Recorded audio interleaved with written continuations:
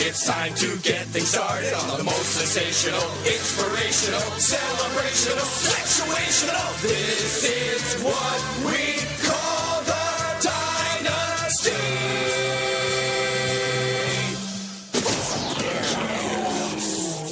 An all-star fantasy football experience.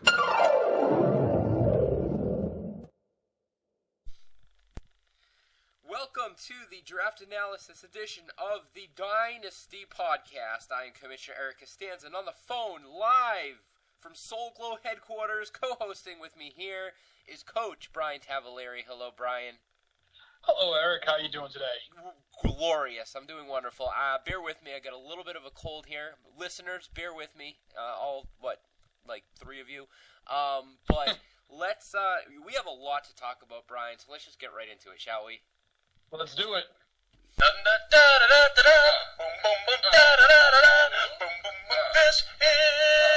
the draft day.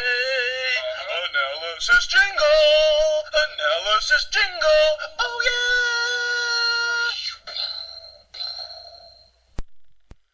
So another successful draft, I would say, Brian. Let's talk. I mean, we can go so many directions right now, but let's talk about the tomfoolery and the shenanigans that took place. We'll start with that because that's the fun stuff, and then we'll get into like the actual draft, like with the picks. Yeah, sure. Yeah. So, what would you say was the highlight for you personally? Well, for me personally, it's every year it's the average Zach score. It's my thing that I look forward to the most. I love to be judged. I don't get judged enough in my life on a regular basis. So going to the draft gives me the opportunity to be judged by, 11 other assholes. And one of the bigger assholes, but also one of my favorites is Zach judging people from the couch, which is probably the thing that I look forward to most. And it's like an every other year thing now with Zach, since he's in it one year and then the next year he's out. So absolutely, yeah. I was also pleased to see that Zach did bring the average Zach score back. That was something that I think we all enjoyed a couple of years ago. And you definitely. At first, I wasn't sure if you were serious when you were saying, like, oh, my average Zach score is, like 7.9 or, whatever it was. But then I realized you were literally tabulating the scores. Oh, yeah. When he gives me the score, I want to know. Like, I think my first year, if I remember that he did it, he's done it, I think, 3 years. And the first year, I got like a 6.8. I was very disappointed. It was very, very hard and to go back, to my team and take a look at them after that. I was like, oh, right, what a piece of crap. Right. But yeah, no, I keep track of it, and it's always interesting to me to know what the score is going to end up being. Awesome.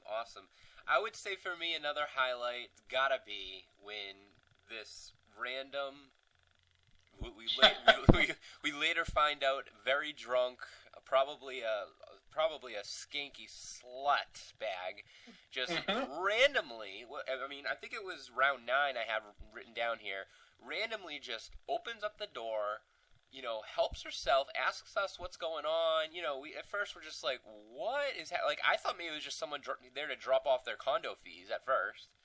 Yeah, I saw her walking up to the door, and I was like, oh, shit, this lady, hopefully she's just going to drop off her stuff and leave, right, because she's walking into a fucking nightmare.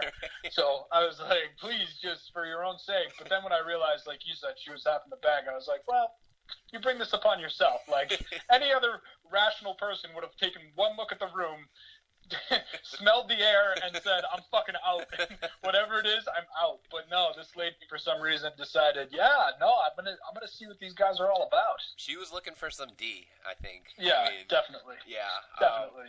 She stuck around for a little bit too long, made things a little awkward. But in a like you said, she put it. I didn't feel bad for her. I mean, what the fuck is she doing? What is she doing right now? I mean, we have a league poll right now where we're trying to determine what is the absolute most randomest thing that's ever happened in a dynasty draft. And, I mean, you got to put this up there with the paper mache incident of, I don't remember what year it was. I want to say it was probably like D6. It was a while ago. Yeah, it was the first, you know what it was? It was the first year in the clubhouse. Oh, wow, okay. Yeah. So it was probably 2000. What? Probably What- like 10, maybe when 2000. Yeah, what was D7? Geez, I was told there would be no math. Sorry. It was one of those years. Yeah, it was probably the first year we were there. Yeah, and so we were all already kind of just like, this was new to all of us, and we didn't know what to expect. And then there's a friggin' car with a guy paper macheing it. Still, I have no idea what the hell was going on there. But the fact that we have now either matched or supplanted that as the most weirdest, awkwardest thing to happen is just impressive, if you ask me. I totally agree. It was very, very strange. She also only drank like a quarter of one of my beers, which really pissed me off. It really was not cool. Yeah, of her to do that. Usually a quarter of a beer is worth at least like a 12th round pick. So she didn't. Yeah. Yeah. Well, got nothing. A lot of racism this year, more than usual, Brian. There was a lot of. I think at one point we all counted how many white players we had on our team. I think you may have had one of the most white guys on your team at one point. I think I'm very close to still having it with my my drafting of Crosby. Yeah. Good point. I think I'm up there. I'm still, regardless of who has the most Caucasians, I'm just a little. I think this is a serious matter that Will's going to have to look into from an ethical standpoint. Derek, I seem to be the spearhead of a little bit of this, and the fact, by the way, that Derek and Chris are sitting next to each other. Two of what I think probably two of the more, including yourself, like the funniest people just at the draft doing their things, having one-liner. I think Chris and Derek should probably sit next to each other all the time. It should be a requirement. Oh no, the best part about them is if you're sitting in their vicinity, because they let a lot of like one-line like side comments. Right. Like out that you don't hear it if you're at a certain end of the table. Yeah. Like if you're away from where they are, you don't hear it. But like the little like side comments that they make are like seriously hilarious. Like they really are two of the funniest guys at the draft. I would say to sit next to. I would say the same thing about you. However, you don't. For you personally, you don't need to be sitting next to you. You make it very well known when you have a joke. Oh, I'm very loud. Yeah, definitely very loud. But this year I felt like I was more reserved because I was very focused. Yeah, I was trying to really focus on my team. Sure, yeah, which makes sense, and we'll get to your draft in a moment. Obviously, this was a big season for you, having all those picks, but we'll get to that. The other thing I have here is the fact that Coach Brandon McDowell, he went ahead and attempted to draft in the 8th round an individual who apparently goes by the name of Henry Hunter.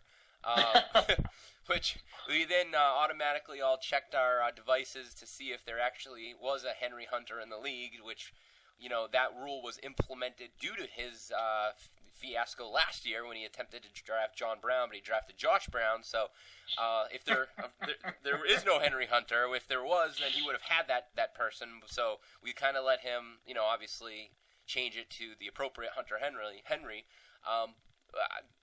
Theories, Brian, on that? I couldn't really tell. Was he drinking a lot, or was it just a little snafu? I don't think this was one of Brandon's like big drinking drafts. Yeah. Like he's definitely had those in the past, but I don't think this was one of them. I think it was just probably like a moment of temporary dyslexia where he, because it is kind of it's one of those names now, like. Like Hunter, really, it's a first name now, but right. A lot of people think of it as a last name, and Henry is really a first, you know what I mean? Yeah. So I can see how you can flip-flop those two. So I'm going to give Brandon a pass, but I know he took a beating, I feel like, this draft. I don't think it was well-deserved. I think he had a rough go at it. Yeah. The other guys. Yeah, pleasant for you to say. I agree with that. It happens to the best of us. I mean, friggin' A, we've had guys draft in the wrong draft slot. We've had. I drafted Nick Folk next to Nick Folk, and I shouldn't have even drafted fucking Nick Folk. So who am I to look at Brandon and say, "Oh yeah, look at this a-hole"? Like, I really can't, come down too hard on. Yeah, we've all been there. And speaking of that.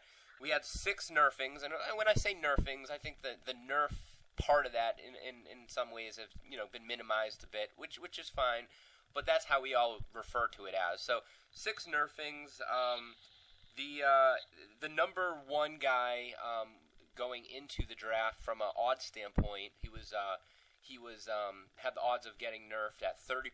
Did get nerfed, so good job to the odds makers, which includes myself. That was Chris Heaney. He got nerfed when he misspelled Bilal Powell. It stupidly only gave Bilal one L instead of two. I mean, we all know that Bilal obviously has two L's. I mean, I know at least 3 Bilals, and every single one of them with 2 L's. There isn't a single 1L Bilal in the whole thing. Right, who does that? Crazy. Really. Ben redrafted Joe Mixon, which was like 3 rounds after Bub drafted him, so it was kind of funny that we've seen a lot of that lately, that not just this year, but in years past, where there's a guy who, like, got drafted like 3 or 4 rounds ago. It wasn't even like 3 or 4 picks ago, so that was interesting. Will misspelled LeGarrette Blount, and then we actually saw the Joe DiMaggio of not getting nerfed in this league, which is Bub. He did get nerfed. We thought maybe that it would throw him off, the fact that he has to write the full first and last name. I don't know if that's what did it or not, but he did redraft Phillip Rivers in the 10th round, and I feel like Phillip Rivers is probably, and this is an unofficial stat, but I think Phillip Rivers, Brian, is probably the guy who has caused the most nerfings in the Dynasty between redrafts and misspelling his name with the one L in Phillip. It just seems like he's always in the midst of these nerfings somehow. Well, he's one of those guys that could go anywhere between probably, I mean, if people are just out of their minds for him, maybe the 5th round, all the way between down to like the 12th or the 13th round. So he's like one of those guys that, like, when you see him on your sheet and you think you're still available and you've had like 8 beers, you're like, oh, yeah, Phillip Rivers, he would go right about here, and you never think like, oh shit, yeah, he got drafted in the 8th round by somebody because whatever, they think he's gonna have a big year or whatever it might be. Yeah. So yeah, I think you're right. I think he's one of those easy candidates. There's a couple players that are like that. Yeah.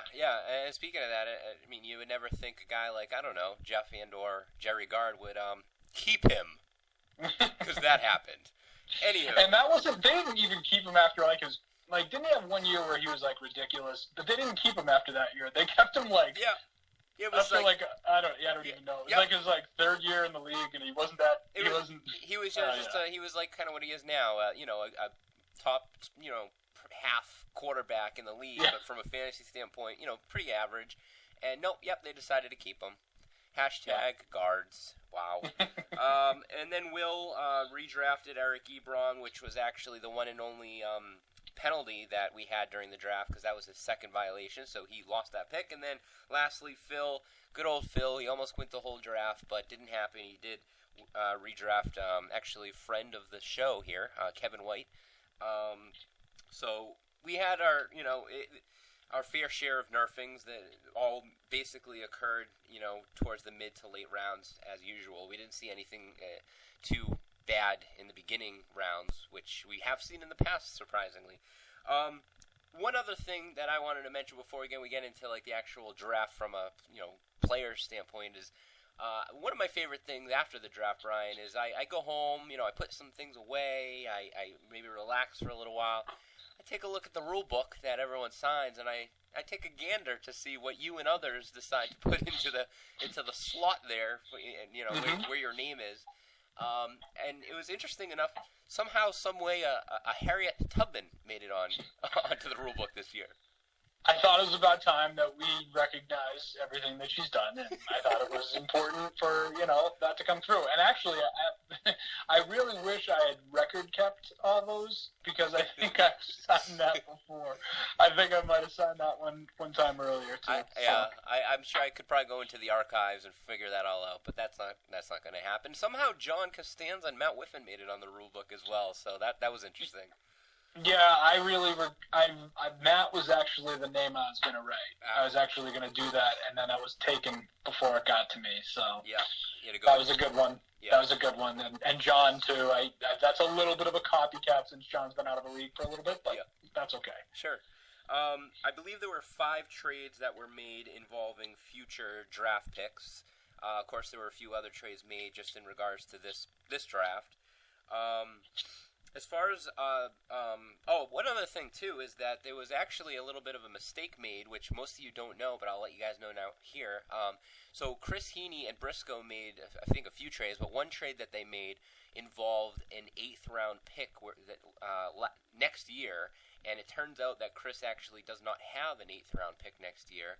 So, so per the rule book, we actually already have this in place where if that happens, then whatever the next best pick is would go. And so Chris was now giving up his 7th-round pick to Briscoe because of that. So, yeah. If there's one guy that's awesome that happened to, it's Heaney. I'm so glad, because his stupid trade offers that he makes every goddamn year, that he somehow thinks I'm going to give him a 7th and take an 8th from him the following year, and that's somehow equal value in any way. It just, that makes me very happy to hear that. Yes. And then as far as Briscoe and I's mock draft that we did on the show last week, obviously the whole, Ezekiel Elliott situation threw things off a little bit. Ben decided to go ahead and draft him.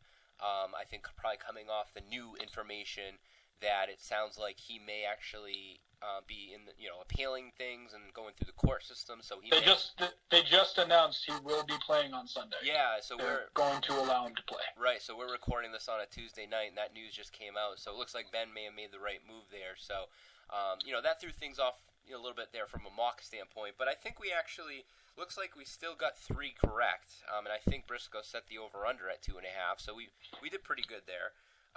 Yeah, I thought you guys were, again, I think that things got thrown off from the get-go with, even though you guys in the mock planned for Ben to do that, it got thrown off by all that. So then there were certain players, like I didn't think Melvin Gordon was going to fall. Right. I didn't think, it just threw I would have picked, if he was, if Melvin Gordon was there. Right. Yeah, I think, because we had Ben drafting, I think, Devontae Freeman, and then Zeke getting drafted later, later, I think, actually in that round to Ben. So, actually, I guess we did get the fact that Ben got Zeke, but we just got the wrong, that was with his second round pick. But either way, I'm pretty happy with our mock. I think we kind of got a lot of things either right or close to it. Let's see. In the Brian, that AJ Green trade we made, I know you and I talked about it, but just for our listeners, I traded you AJ Green, you kept him, and I basically moved up into the 6th round, and you moved back in the 6th round. So I picked Jimmy Graham with that pick, and you picked Dante Moncrief with that pick. I think that's something we'll kind of monitor throughout the season, just to kind of see how those two players, relate to each other. Obviously, that, if you have that pick, that doesn't mean you would have taken Graham, and same with me with Moncrief, just depending on what we had going on at that time in the draft. But just something to kind of watch, I think. Yeah, I'll be intrigued. I think Jimmy Graham's going to have a good year. I'm not high on Moncrief. He was just kind of the best guy that I could see there at that point. So yeah, well, you were drafting your bench at that point, so that means yeah.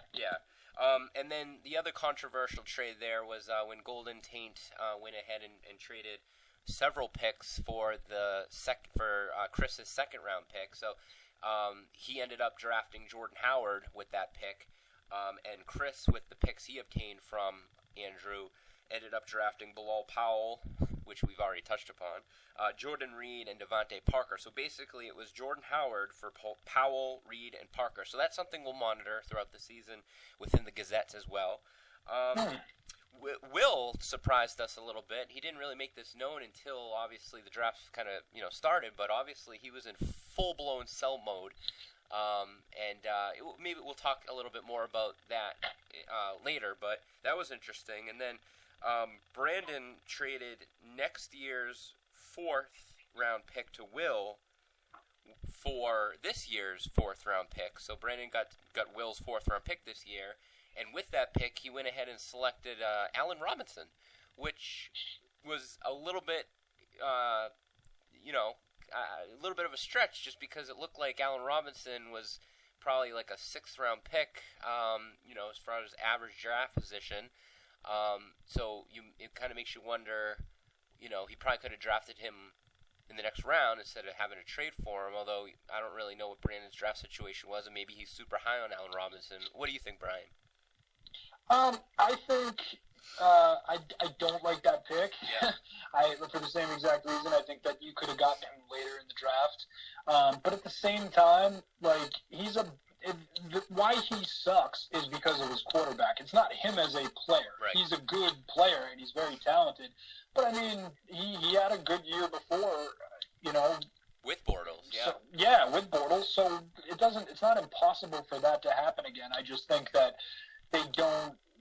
I don't know. That team, I can't figure them out. I like to stay away from the Jaguars at all costs. Sure, makes sense. So, Brian, who would you say, now kind of we've had a few days to digest, who would you say had, in your opinion, solid, good drafts? If you look at their team now and you're like, oh, yeah, this team's, really good. I mean, I think, not to toot my own horn, but I think my team is pretty good. I like my starters, and I like some of the bench depth I have. Not really my wide receiver depth, but I do like my running backs. I think that you had a good draft. Not to kiss your ass while you're on here, but I think that you did use your picks wisely. I think that Derek had a pretty good draft, a very sneaky draft, because I really wasn't, not that I wasn't paying attention. I'm always paying attention to Derek. But I didn't really notice until I looked at his team. I like his team. I'm not sure about his bench. Yeah, if I could chime in there regarding Derek, because he's on my list as well, and I do like his team, but it's interesting because it's super fast. Like, it's a bunch of really fast guys. You got Antonio Brown, Deshaun Jackson, Emmanuel Sanders, Christian McCaffrey. So those are all like guys who could explode, and if they all do that in 1 week, like, look out. But at the same time, it may be a little boom. I mean, not Antonio Brown, but a little boomer bust. And I hear what you're saying. It might be a little top heavy from the starters to the bench, but I do like what he did, and I like what you did a lot, Brian, as well. Again, not to kiss your ass back, but I have you at the top of my list. I think you had a fantastic draft. I mean, you obviously had a lot of picks to work with, but a wise man once said it's not the amount of draft picks you have, it's what you do with them. And I like where you drafted Rodgers. I like Isaiah Crowell this year. I think you made the right move going with Gordon over Ajayi. Demaryius Thomas, you got at a pretty good value. You got Kelsey. And your bench is your bench. But you get a couple guys there like Gillislee and West who, might pan out there for you. So I like what you did as well. Was there anyone else there that you were thinking did really well too, or? Yeah, who I want to give some credit to, and part of it's just because it's his first year, but the effing new guy. I think Andrew came in, and I think for considering that he had no clue what kind of, draft type of people we are, like, I think we all kind of know. Like, you heard Zach screaming out who Heaney was going to pick before he even picked it. Right. Between him and Bub, they were calling out because they're in so many leagues together. Right. They know each other really well and everything like that. And I could do the same. I was actually way off with Phil, but usually I can pick almost who Phil's going to pick, and I feel like he picks a lot of the guys I want, or I pick a lot of the guys he wants, things like that. But I want to give Andrew some credit because he came into a pretty tough situation, and I think that he had a good draft. I mean, I know there were a lot of people that didn't like the point at which he picked players. They thought, you could have waited, but there's big arguments against that. You know what I mean? Like, maybe he could have waited on Tom Brady, but maybe he wouldn't have he wouldn't have dropped 10 more picks. Right. You never know. I mean, especially because I traded for Rodgers. Mm-hmm. So right there, the number one quarterback's off. So the number two is ranked is Tom Brady. Yep. Anybody could have jumped on him. So I thought he had a good draft. Yeah, great points, Brian. I agree with you. I think some of those picks that you were referring to earlier, where people could say that he may, reached a little early. I think picks like Greg Olsen over Travis Kelce. He went with Rashard Matthews relatively early, and I think even Adam Thielen. I think he went, but then he went. I love the Keenan Allen pick, Love it. I did too. I wanted him. Yeah. I was Honestly, very pissed. I mean, not to just talk about myself here, but I had the first pick in the third round, and for me, it was between Terrell Pryor and Keenan Allen, and Keenan Allen ended up going like 10 picks later to Andrew. So I think that's a fantastic pick. And I like what he did as well. I also think Bub had a pretty good draft. It's funny because he has Todd Gurley and DeAndre Hopkins on his team, so obviously those were like two of the bigger busts last year. And if both of those guys perform how they have before and probably really how they should, then Bub could be right there with everybody. And I do think that Chris as well had a pretty decent draft. I like him, and I also draft kind of similar, as you were saying with Phil.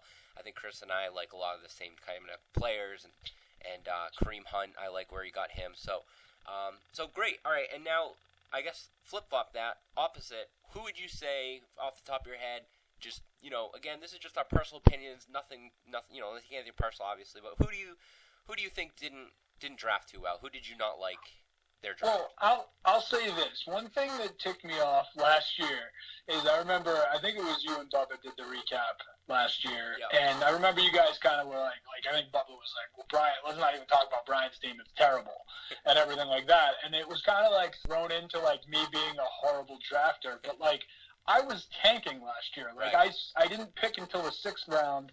Then I don't think I picked again until like the 9th, and then I had like 4 picks in the 12th or something, like ridiculous.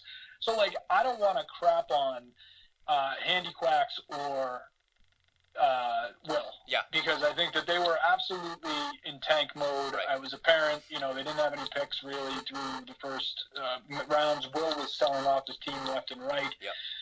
So I don't want to rip on them because they planned to do this. I think when I look at some of the teams where I'm a little disappointed, I think that I didn't really understand a few of Briscoe's moves. Funny you say that. That's exactly who I have here. I didn't like his draft.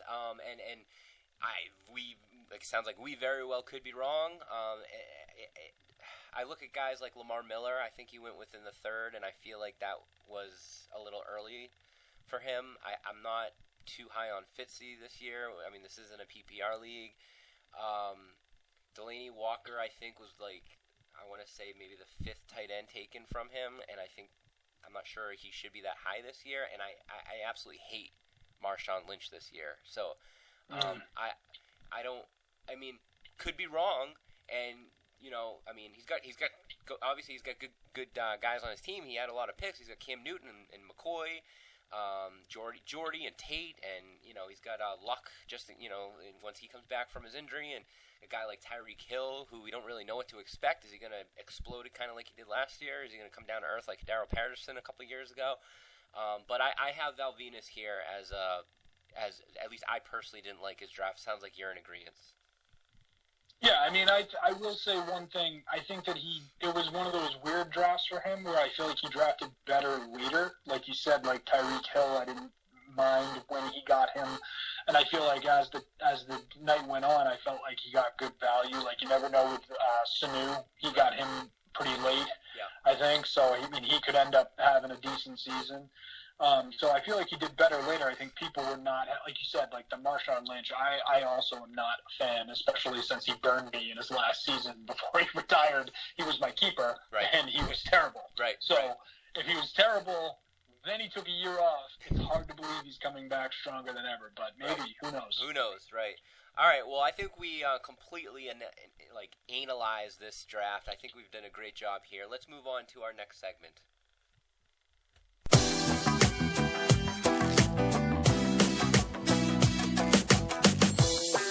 Team previews. All right, Brian, so I think the next thing we're going to do here, this is a good time of year to do this before the season actually starts. Have ourselves a little quick team preview of each team. Now, we're going to not really, we can talk about what their expectations are here for this year, but we also want to factor in their franchise in general, where they stand. And I'm going to kick things off in the Central because I want to maybe kind of let you know how I'm thinking we should do this with a particular team, which is going to be Bubba Gump Shrimp.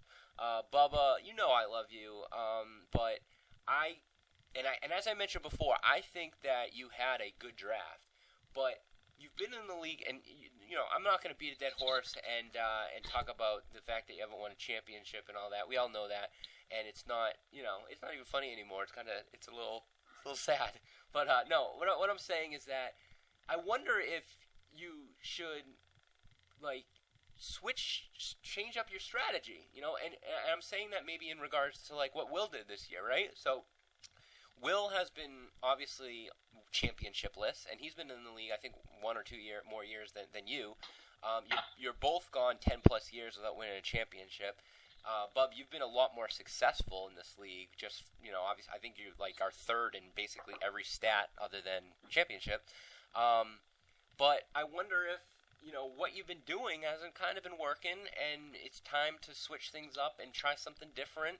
And obviously, you know, you didn't do that. You went ahead and you had a good draft, but I wonder if that's going to be enough for you to finally get that monkey off your back and do what you really need to do at this point to even have a successful season, because you've had successful seasons but not at the pinnacle. And I like what, and I guess segueing into the Rockdalian Senators, I like what he did. He's been finishing, you know, either towards the bottom or in the middle for a long time. Brian, similar to you over the last few years, but you're in a different situation this year. And he said, you know what, fuck this. I'm going to completely sell everything, and I'm going to be, you know, in wonderful, great, probably, favoritism shape next year to try to finally do this. I've spent a lot of time on Bub and Will, so unless you completely disagree, Brian, why don't you let me know what your thoughts are in regards to, we'll stick in the Central with, say, Boston Loggers. What are your expectations for him this year? I think that, again, this was kind of a big season for Ben. I think that I thought he had a decent draft. I don't absolutely love his team considering where he had some of his picks. I, again, thought he could have maybe, you know, done a little bit more. You know, Ben's never afraid of swinging a deal, but I would like to see him maybe swing for, like, maybe go all in this year with, like, I'm going to really ship off my second and my third and my fourth, and I'm going to get the players that I need to push me over the edge. But, you know, it's one of those things where I was actually thinking about this after the draft. Is like, I don't know how this is going to work out in the future because we're at 6 teams now going into the playoffs. Like, I think that the valuable picks now are going to be like the 5th through the 9th picks. That's the ones that everybody's going to get because I think everybody thinks they can sell their 2 through 4 and still survive. Like, I think people think that, you know, oh, yeah, I can still start drafting in the 5th and put together a team that might fall into the 6th. Sure. Slot. That's a great point, and I was thinking of that as well. I mean, the fact now that we have half the league make the playoffs, agree with it or not, that's what it is. So, I mean, that is going to change things, and I wonder exactly how, and we're all going to learn together, friends. We're all going to learn together.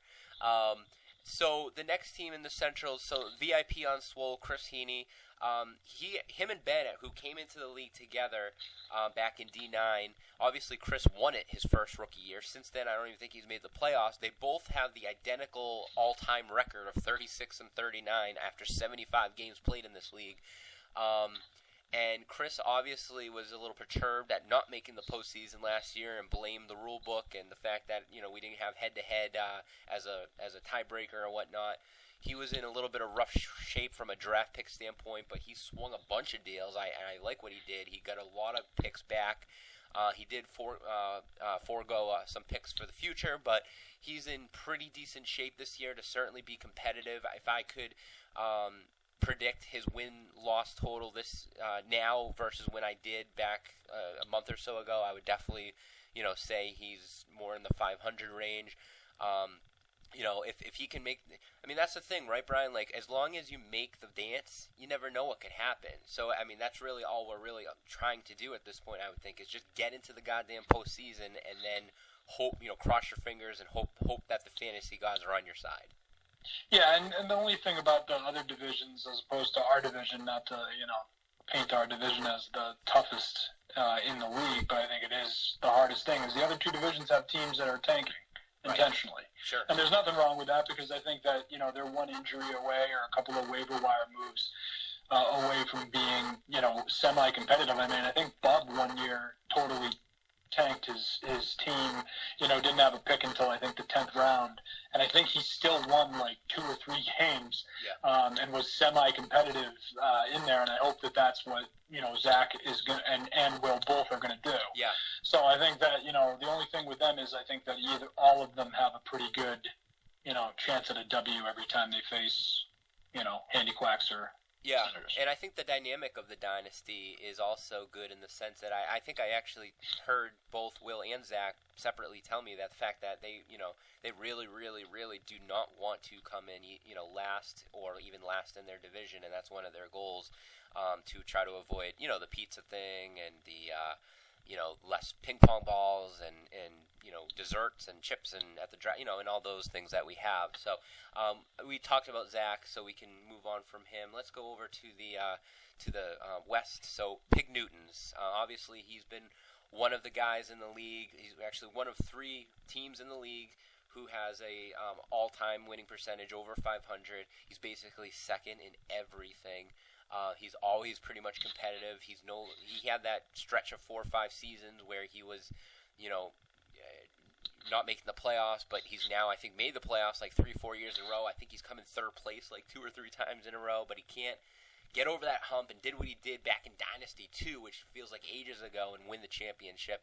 I thought he had a fill draft. He had a very, it wasn't a sexy draft, but it wasn't a bad draft. He's got a good team. He's in a kind of a division that might be weaker just because there's a team at least in there that's tanking, and again, he more than anyone you would assume is going to be in the postseason, and then where anything can happen. What do you think of Brutal Deluxe, Brian? I hope Brandon. I think that he has a plan this year. I think he had players that he liked, and I hope that he doesn't mortgage himself completely for the future. But I mean, again, I don't necessarily hate Brandon's team. I mean, there's talent on his team, so I think that he has an opportunity of possibly sliding into the 6th slot. Mm-hmm. But I think that he needs to manage his future better than future Brandon does this year, just because I don't want to see him mortgage his future and still not get enough. Sure. Because that might be the worst. Makes sense. Val Venus, I know we talked a little bit about him. He obviously last year as a rookie, he came in last, somewhat expected for a rookie in our All-Star League, but now he's got a year under his belt. We already talked about his draft. That said, he does not have a bad team. He has a good team. We just may not have agreed with some of his draft picks. And honestly, it's, as pointed out in the Gazette, it's his division to lose. He really had the most picks in his division. So I guess a little bit of a wild card there. We don't really know what to expect from him as far as when he's actually competitive and a buyer in the league, since we haven't seen that yet. So we will see what happens with him. As far as the Senators are concerned, Brian, I know we talked about him, but real quick, I think you would agree he's in full tank sell mode, and I'm guessing you agree with what I said earlier, where he's really looking to finally get that monkey off of his back next year. Yeah, and I think he's making the right moves. I still don't think he should have traded with you to let you fix your mistake in the last round. I know it was not, anything like that, but I think the rest of the room was ready to let you just hang. Yeah. Instead of that, and that's the only thing with Will is, and him and I swung a deal that I thought was very fair. And when he came to me with a couple of different options for some of his draft picks, every trade Will offered was very fair, which I can't say that in previous years. Him and I have not seen eye to eye with player value and stuff like that. So I think that he is taking the right approach. I think that he has a better head on his shoulders when it comes to making some deals, and I'm hoping that he can compile some draft picks to be competitive next year. And I think the thing too that may have happened at one point was it him who kind of went around the room and said, all right, can anyone beat that? And then someone just pointed out, that is the correct way to negotiate trades, is to, I mean, you're only selling yourself short when you don't reach out to everyone, because you might get a better pick from someone else who doesn't even know, you're looking to trade. So it was good to see that. Moving over to the East Division, how about this? I'll take you, you take me. Sounds sexual, but we're going to go with it. So as far as you're concerned, Brian, talked a little bit more about you. I really like your team this year. If I were to say who the favorite is right now, I would say it is you. You obviously have been a bit of the Jeff Fisher of this league for the past, 5-6 years since you won your title back in D5 or whenever it was. You haven't even made the postseason since then. So now that we are in the 16 playoff format, you look to have a wonderful team. Unless all hell breaks loose, you better make the playoffs, and it's going to be.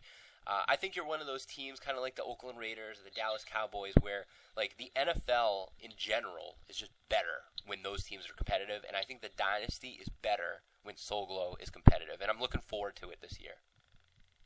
Well, thank you, Eric. That's very nice of you to say. And if I'm gonna take you, I would say that I think you're the strongest competition for me in the division to take that, and I could see easily either one of our teams taking that up. But again, I think that you and I have a tougher road than some of the other favorites in the other divisions, because we have to face off against two really good teams that are in our leagues, and that's just that's what are you going to say? You got to see Derek, and you got to see Andrew. Right. So right. It's tough. I mean, we could end up not having great records because we're all killing each other. Killing each other, right? And now we got the number 1 and number 2 seeds having buys in that first week of the playoffs, and that may come in handy, and that may not occur with us due to the fact that we, like you said, we're in these this tough division. So we'll see. And then Golden Taint, he again, he drafted really well. We don't really know what to expect from him as far as in-season moves and trades and buying or selling or whatever. So we'll just have to wait and see. He's obviously completely new to the league, so we have no history to base this off of. And then Yoi Soy, Derek, Brian, I mean, he now coming into his third year, he seems to have gotten a little, like last year, I think he did make a few more kind of moves than maybe he did the year prior. But I don't know. Do you think he is a team who could kind of sneak up on us and surprise us and do make some noise here this year? Yeah, I think Derek knows a lot. That's like where the difference, I think, lies between Andrew. Andrew's kind of a wild card because, like you said, we don't know how he might really mess up when it comes to value and make some trades. And I mean, we've all made bad trade value deals, so that's just going to happen. Yeah. But who knows how bad it might be for his first year, or he might be gun shy and do nothing. Yeah. So he's a big wild card, whereas Derek, I think Derek's very calculated. When you try to enter into negotiations with Derek, I think that he has a very good idea of what he wants to get, and he's very particular about what he does. So I think that Derek, even if you disagree with how he values his players or how he's valuing your players, if he's trying to acquire them, he knows what he wants, and he's very particular about that. So yep, I think I think he's going to make some right moves if he needs to. He's a man who knows what he wants. That's right. That's what he is. Now, let's take a look into the future with next week's matchups.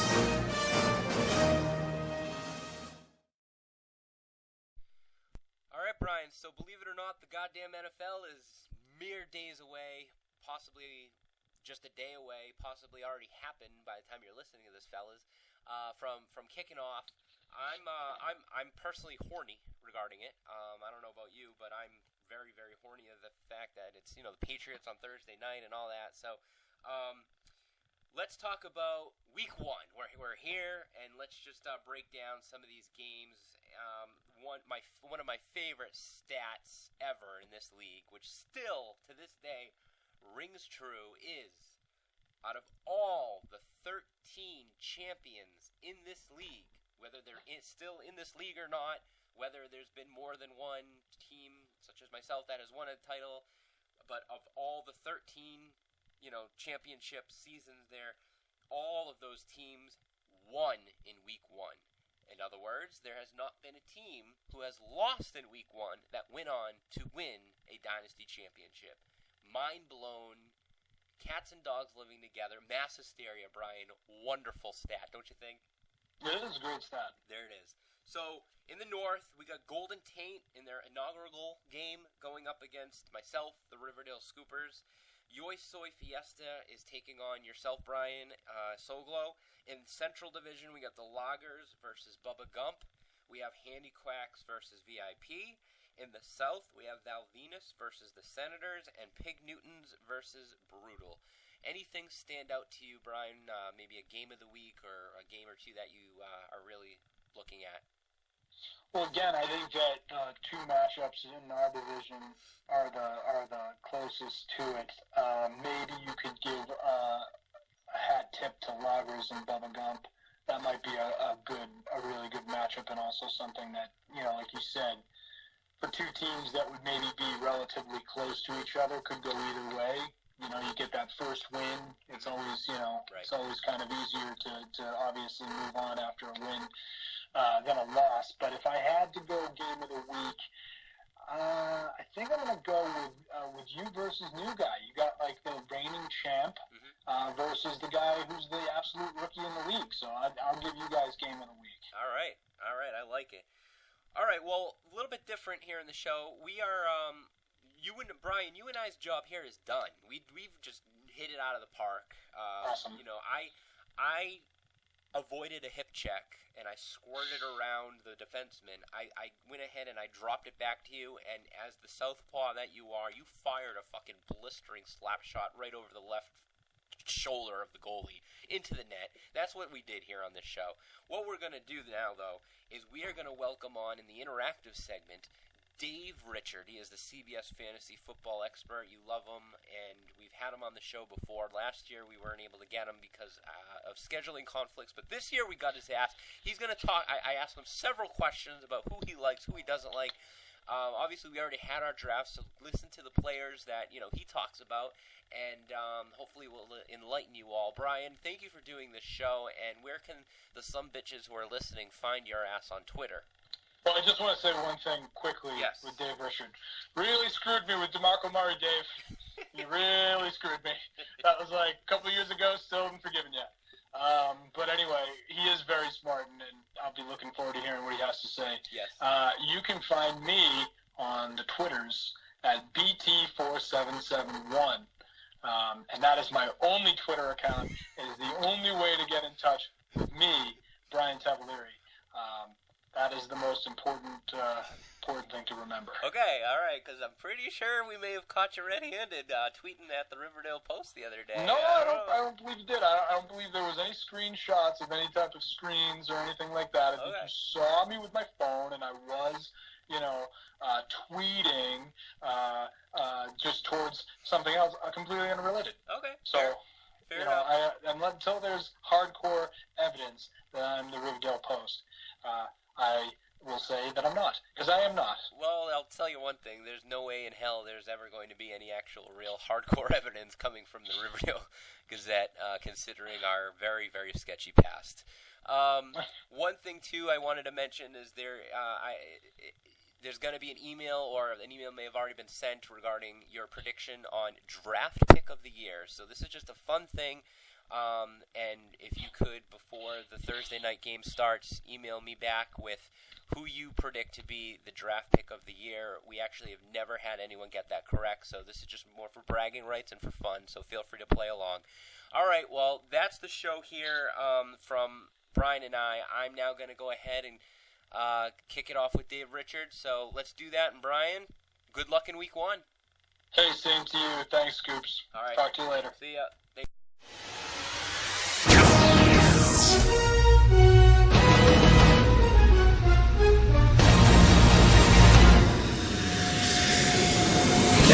The Dynasty Podcast brings you an interactive and likely ridiculous segment what's borderline on actual legit media.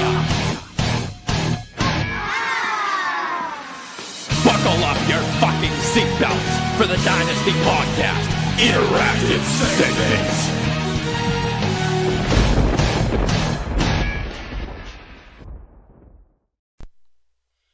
All right, now on the Dynasty podcast hotline, we have CBS Fantasy Senior Analyst, Amand, who we were unable to obtain on the show last year due to scheduling conflicts. I blame myself. We're all longing for him even more. Our dear old friend, Dave Richard. Dave, welcome. What's up, Eric? I'm glad we made this happen this year. Absolutely.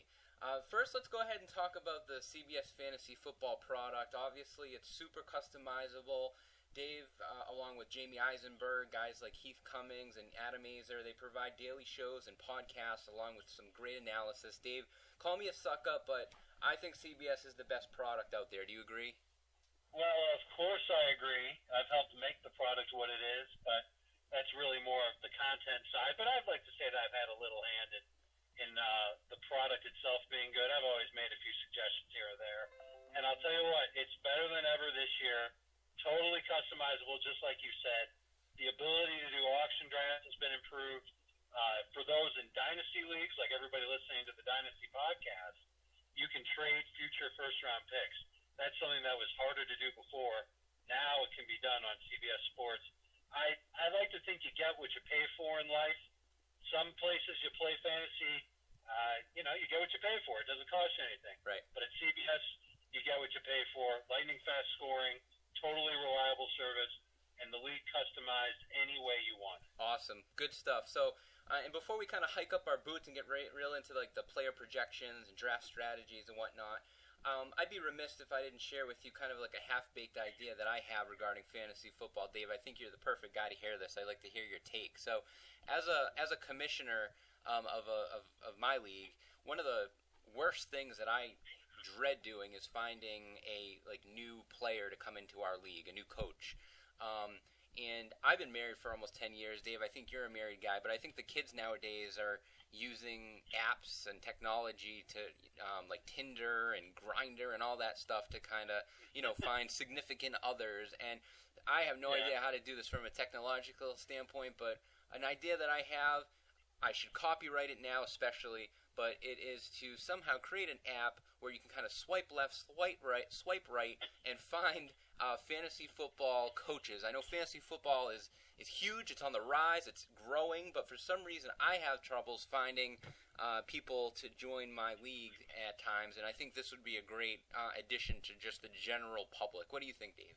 That sounds like a real fun idea. You could also use it to just sort of develop a community of fantasy football fans and owners or coaches, like you say, and maybe even have sort of like an analysis section where people can kind of get together and share their thoughts on all the polarizing players that are out there, whether it's Rob Gronkowski, Sammy Watkins, Andrew Luck, and then people can get a real good idea of what the general population of the fantasy universe is really thinking about when it comes to those polarizing players. I think anything that involves community and anybody sharing ideas with other people is a very good thing, just in life in general, but certainly in fantasy. Well, if you're a technological guru out there, then let's make that happen. So, Dave, last year, the rookie running backs, guys like Ezekiel Elliott, Jordan Howard, among others, they really help people win their leagues. We got appears to be a great crop of rookie running backs coming in this year between guys like Mixon, Fournette, Cook, McCaffrey. Do you think that last year's success of the rookie running backs is kind of overrating this year's rookie running backs, or do you think that they're legit? I think this is a legitimate group, and I think the proof of that is seeing how many running backs were actually drafted back in April. And I don't know if there's a Zeke in this class, somebody that's going to come into the league and give you double digits in fantasy points every single game. But I think there's a lot of really good young talent that should be in the NFL for at least the next few years, if not the next 6, 7, 8 years. I think Fournette's got that type of potential to be a long-term stud. I don't know if we'll see it right away because that Jacksonville offensive line is real bad, and they still have a couple other running backs there that apparently they're going to let help share the workload with Leonard Fournette. I don't like that. I think Christian McCaffrey is a different type of running back. I think the fact that he's more of a versatile player, pass catcher, line up anywhere, and just get him into space. I I think that's a little bit different than what people are used to from running back, but it doesn't mean that he's a bad pick. I think both of those guys are worth taking in round 3. I'm a big Dalvin Cook believer. I think he was great in college. I think he's already earned that main job with the Minnesota Vikings. I would expect him to get you 1,200 total yards and 6 touchdowns this year. He's also a round 3, round 4 type. And Joe Mixon might even be the best talent of the bunch. Just he can do everything too. He's got good size, very fast, but he's a little bit buried in Cincinnati. The coaches there are going to be slow to give him the big opportunities. They like what they have in Jeremy Hill. They're going to let him begin the season as the starter. I think it's more of a process with an incumbent versus a newcomer, where the newcomer has to prove himself. It's kind of old school. I don't necessarily buy into that. I think Cincinnati should just roll out their best players, and I don't think it's any question about it. I think Joe Mixon is their best running back. Good stuff, Dave. Now we have about a minute left, so I'm going to go ahead and do kind of rapid fire. Feel free just to give your answer with no analysis so we can get through a few of these for our listeners here, if that's okay. Sure.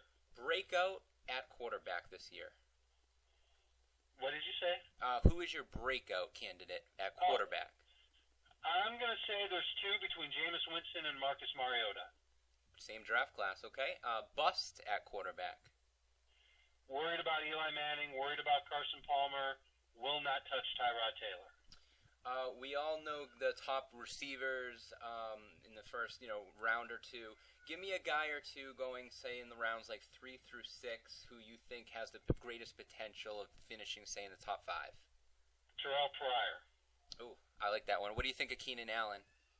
I think he's back. I talked to somebody who observed his scrimmage against the Saints, and I asked him point blank, does he look like a receiver that just tore his ACL? And they said, no way. Do you like Allen or Pryor better? Pryor better. Wow, okay. Breakout and bust at tight end. The breakout is going to be Zach Ertz. I think he takes the next step. I think he's deserving of being in the top 5 tight ends. And the bust at tight end will be Delaney Walker. Okay, and then lastly, give me a guy who's going somewhere in like the 9th, 10th round or later who could win everyone their fantasy league this year. 9th or 10th round who could win everybody their fantasy league? Ben Roethlisberger. Oh, okay. You're not concerned about the home-road split?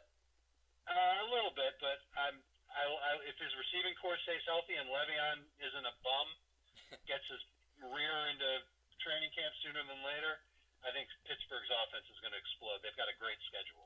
Well, Dave, it's been a pleasure, as always, and we greatly appreciate you being on the Dynasty podcast. Hopefully we'll have you back again next year. Of course, enjoy the football season, and I wish all the fantasy gods to bring you nothing but success here in your leagues. Eric, I am pleased to accept that because you and I do not play in any of the same leagues, so therefore we can both win all of our leagues, collect all of the trophies, and drink all of the fantasy champagne that is awarded to champions everywhere. Indeed, my friend. Thank you, Dave. Have a good one. You got it, buddy. That was this week's Dynasty Podcast Interactive Segment. Thank you for listening to the Dynasty Podcast. To hear more podcasts in your ear holes, subscribe to the show on YouTube. Or don't. The choice is yours.